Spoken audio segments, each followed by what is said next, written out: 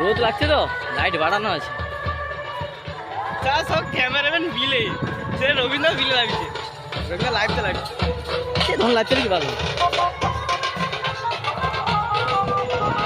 শাড়িকে এনে দিচ্ছে নাকি?